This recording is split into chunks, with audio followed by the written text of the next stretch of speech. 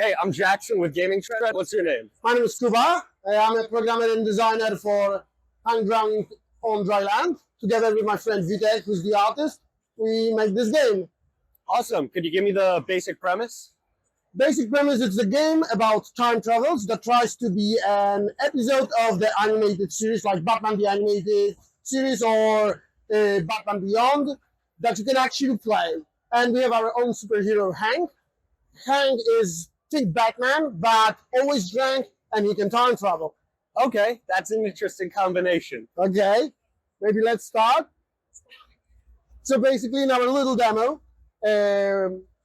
Hank has to face Unraveler, his nemesis. He's basically a mastermind that a composer of chaos, as he basically introduces himself. Okay. In this little demo, we have to disarm a bomb and save a hostage. In order to do so, we have 3 green buttons that we have to find scattered around the map, and we have to press them, and we only have like 1 minute and 80 seconds to pull that off. Seems like a lot. It seems like a small amount of time to like get into 3 separate places in that amount of time, but Hank is a time traveler, and he can pull some time traveling stunts to basically pull it off. Yeah, so he does it. He's like, give me an aspirin, I have a hangover. He's done with this already. Yeah. He's gonna get through it. The only thing is like his headache that's killing him. Yeah, and we have a dog that's gonna An attack dog, okay. So we have a dialogue system. I don't like cutscenes personally, but I wanted to have a story-heavy game. So I created a dialogue system that allows you to basically move around, maybe walk a little bit, and basically do stuff while you actually. The dog? Oh yeah. No, I cannot. If you walk up into the dog, it kills you. But Hank can actually rewind time whenever you want. Okay. So you can go back and fix stuff. So the dialogue system allows you to actually play and interact with the dialogue as like an entity that exists in a scene. So if you get bored, you can just like start running, or you can just talk to the guy.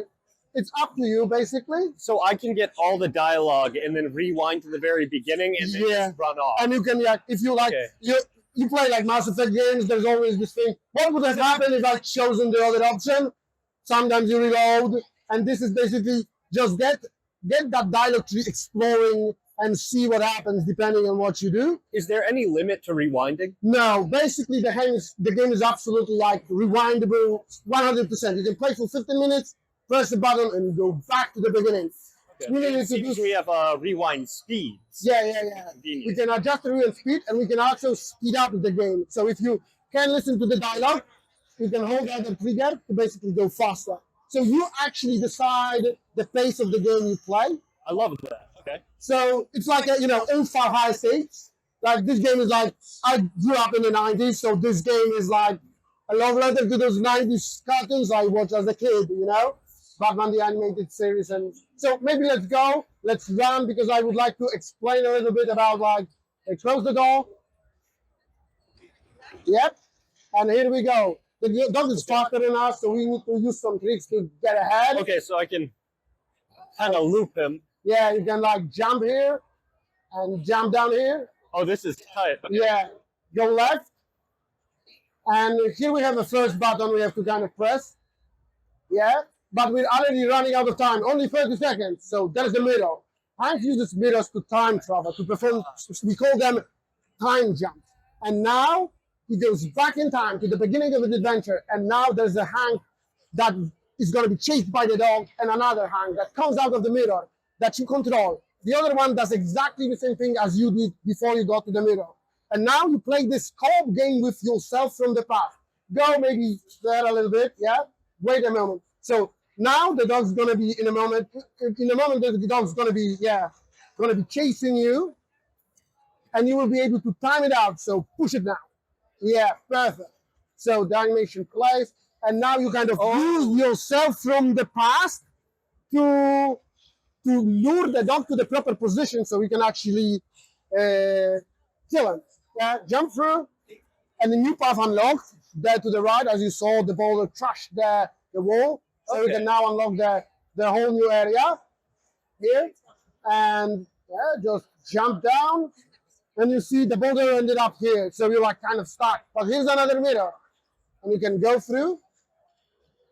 So as you can see, you can time jump multiple times, and every time jump creates a new copy of the hang, new past reflection. So the boulder is now gone. You can just go here and continue. As you can see, you can just speed up time speeds up everyone else too, right? Yeah, you move faster, but everything moves faster as well. Okay. So it's like a the quality of life. last button is back in the church when you woke up next to the unraveler. But now you have to be extra careful because there's another me. Yeah, there's another you. And one thing you cannot do is you cannot meet yourself from the past because this will cause a paradox. And you will have to kind of rewind back to the place where you were, like where you can fix it. So like the more you time travel, the more places you can be. But the trade-off is it's harder to move around because you have to kind of like you're doing it right now. You have to hide from yourself to avoid like causing a paradox. So let's go back to the church to basically trigger the last button. Yeah, it should be here. Yeah, exactly. Speed it up. But now we have an obstacle. What happened here? We don't know. Let's time travel with the last bit. Let's rewind. Rewind. Oh, did I just barely make it? Yeah! In seconds. In seconds. So now we can like see here yourself. Like move a little bit. Oh. You can see yourself talk to the villain as you stand here. Yeah, and now he goes. I'm leaving. Yeah, and now you can jump down, and the dog basically collapses the thing that brings the mirror down, and now you're here. You can have a little chat with the unraveler, your nemesis. So maybe press the button, yeah? And like, we have to wait for the other clones to, catch up and click the button. And here is our little twist. Oh, it's another hang bit of the shit. It's a paradox. How do we get out of this kerfuffle? Other dialogue. Yeah, you have to explore the dialogue with the villain a little bit more. So let him speak. He's a blabber, as villains usually are. He's got to have a monologue. Yeah, he has to have his monologue. So show me the not shown. He's a magician, so he loves the art of the show. A real showman. Yeah. Wonderful. As you can listen to him talk, but like you see, whenever you decide, you can listen to his monologue and you can decide, let's jump onto the ride and see what's ahead of us if you want. It's up to you. And depending on what you do, the unraveler will kind of react to your actions. So it's like the dialogue tree is actually like, this is not like exactly a dialogue tree. It kind of tries to remember where you were. And when you kind of go back, like cut off the dialogue and go back, the system will try to regain the context from the previous conversation. So you don't have to listen it back from from the top, but he kind of tries to like be smart about it. So you don't have to listen again and again to the same thing. Yeah. So let's jump to the ride. If I just let him finish, I can. Okay. Yeah. I can also. Okay. It's over. Okay, now I'm gonna skip this. And now this is like an action sequence. You can like use the to tilt, and you can press A, like tap A to speed up. Yeah, this would have trashed if you would have like. So the song you're hearing in the background is actually like the local band called Cinnamon really liked the game, and I created a theme song for our superhero. And the band is called Cinnamon, and the song is "I Am the Worst." I see the comic book inspiration. And, as you can probably see, the Batman Arkham Asylum is the Scarecrow sequence. Yeah. Exactly. So, don't worry, you can rewind. Go ahead. Go fast because he's gonna laser you through. This is an amazing sequence. Yeah. Oh. Well, go backwards. Yeah. Oh. Oh.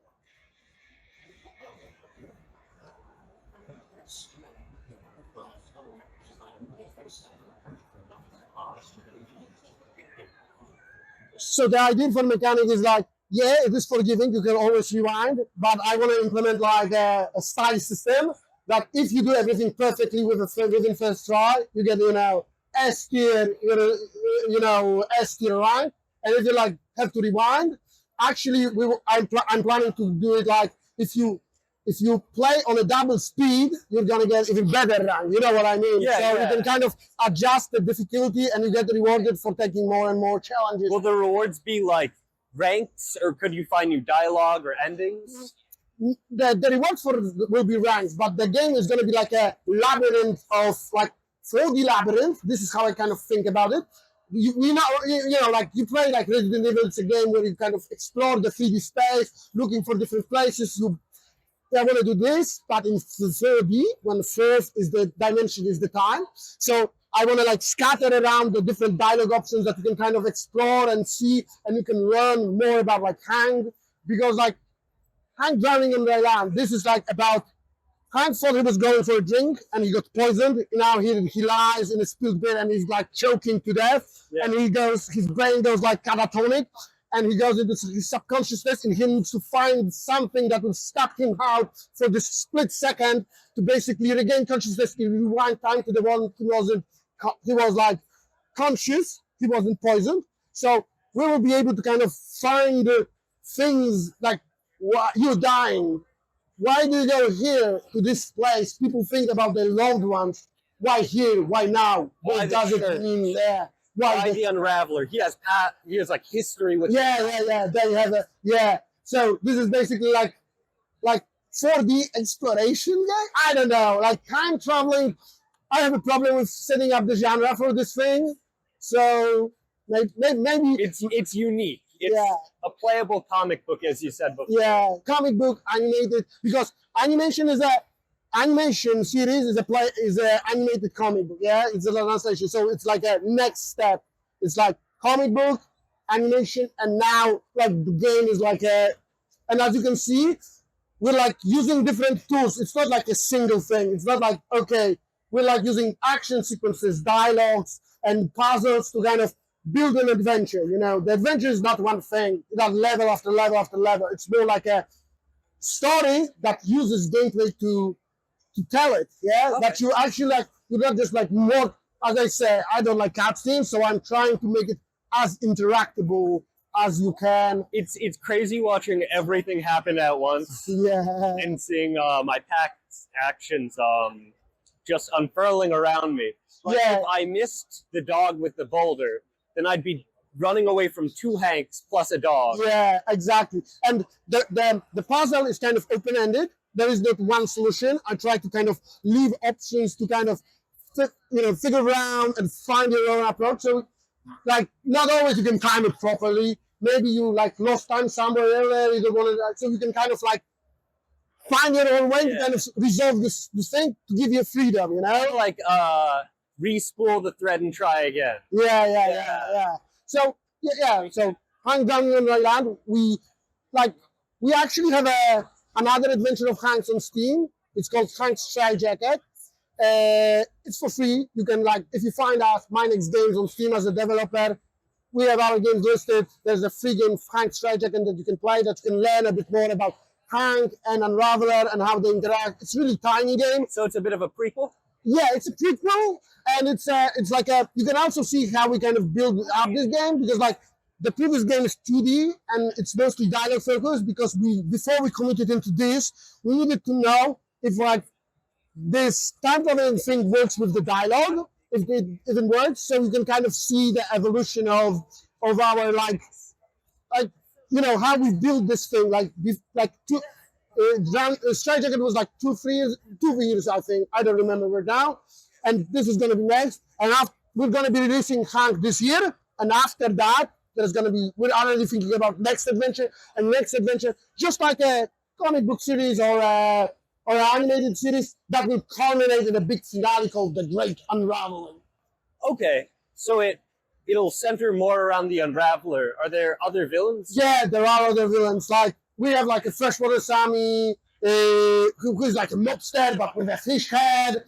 We have like a Jackie Grimm, she's like this otherworldly creature. You will be probably able to find the glimpses of her in this part. She's like a creature from beyond dimension that like Hank's power is invisible, yeah? Because from the outsider's perspective, he just like, you see only the perfect ram. But like Jackie Grimm is the only person who can see through this trick of his. Okay. And like, so this is like but she doesn't care about money. She's more like a primal evil thing. Like a eldritch being. Yeah, like something like this. So like you will be able to like get a glimpse of her maybe in this part even. We have like Mr. Fairplay who always cheats. Yeah, we have like we have like a troop which is like an Iron Man but evil, and like probably like we're gonna like if you follow us on social media and see our stuff, we'd like to share like the process for like thinking about this. Vitek is basically a comic book artist, and he thinks with a comic book. So what we kind of do, he thinks with a comic book, we can try to adapt his style, his thing into a game. So we're kind of like converting the drawings. You see, like we spend a lot of time building this custom pipeline for this game to look as much as like a drawn thing, not like a 3D rendering thing. I love the saturated art style mixed with like the darks of the background. Yeah, it really makes everything. Yeah, pop. we want to like because we didn't like ink, so we want to create like this, like it was drawn in ink. Actually, like I don't know if you noticed, it might be hard from up there, but like the edges of the screen are like black, you know, the darkness, and they like vibrate, and like they kind of like whenever things are coming close, they kind of consume the part of the illustration. So it's like a foreground, and like, you know, these little details that kind of like create or for example, a fog is like patterned. So the artist very often when he draws the thing, he often leaves the part of the texture of the paper to create pattern and background. So we're trying to reproduce with a fog, and there is a lot of like fiddling around with different effects, trying to basically find the way to connect them to create this hand-drawn art style.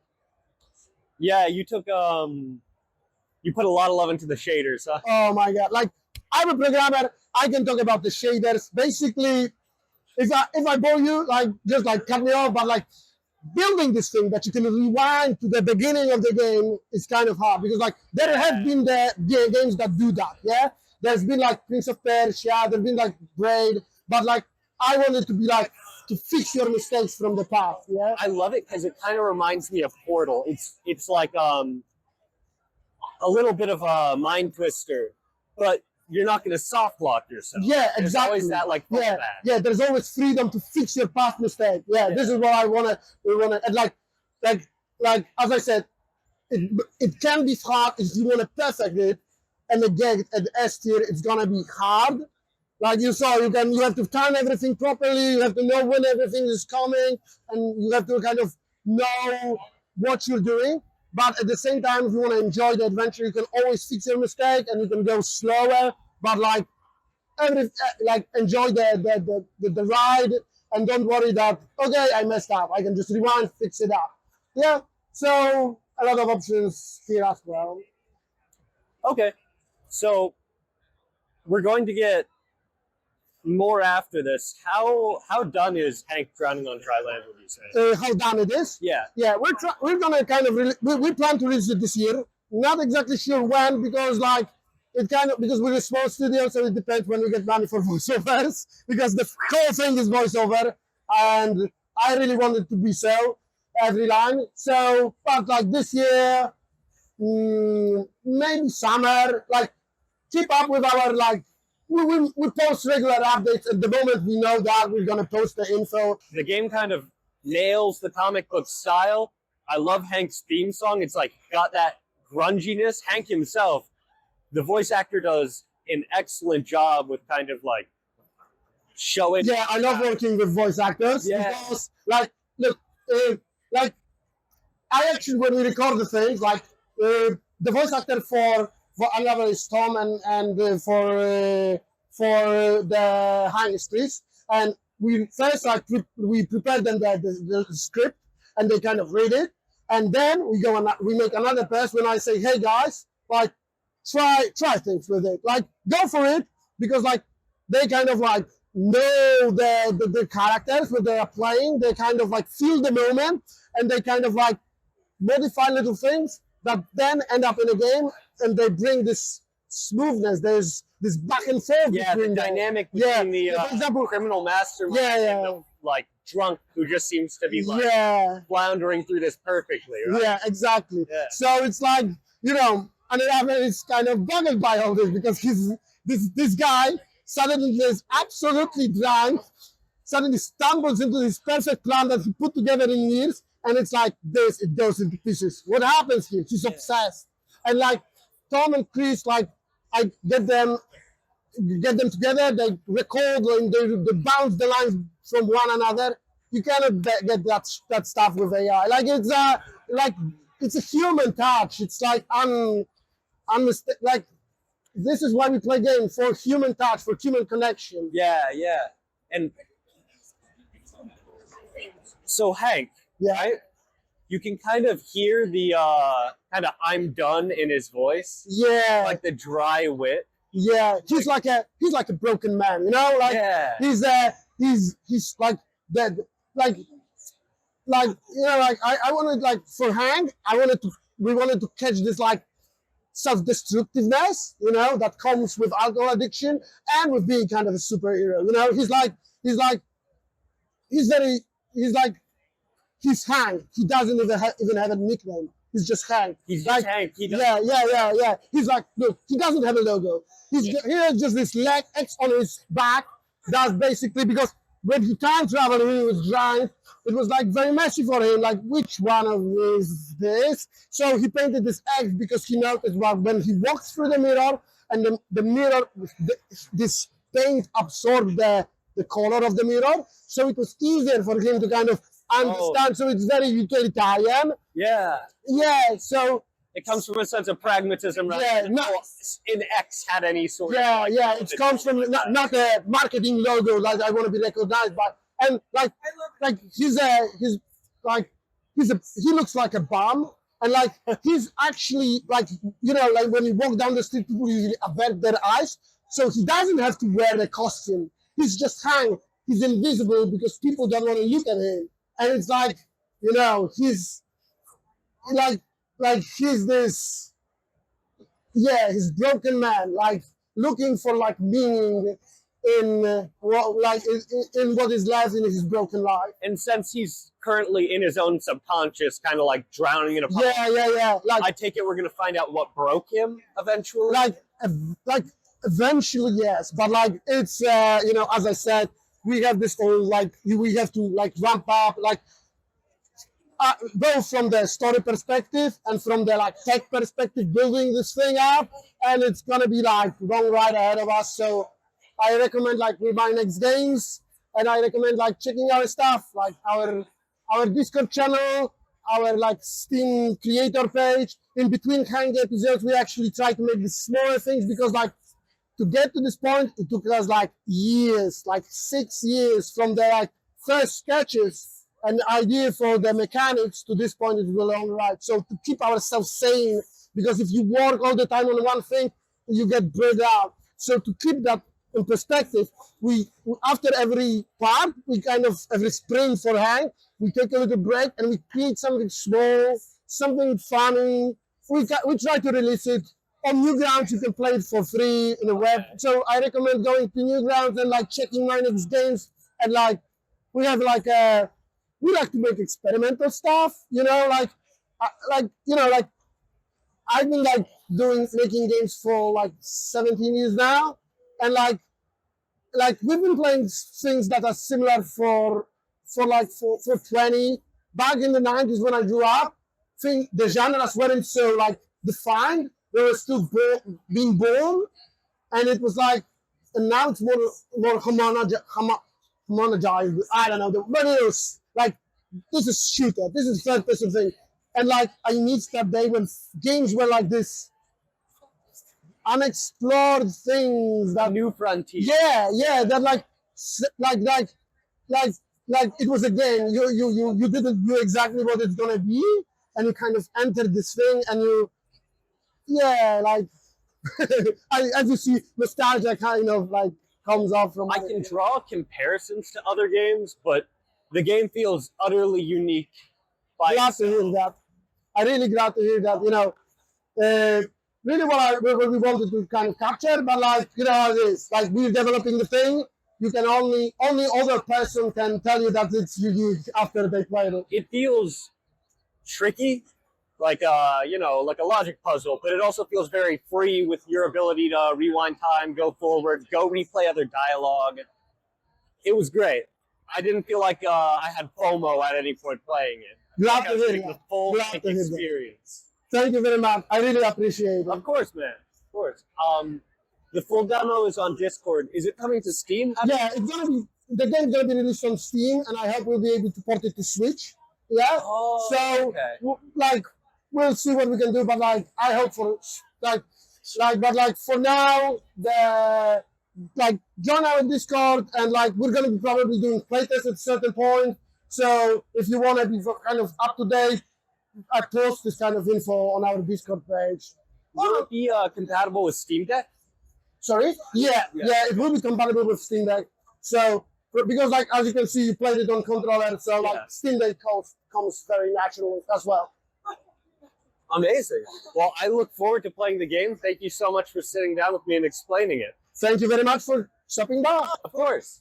Have a nice day. Enjoy the parts. Thank you. You too.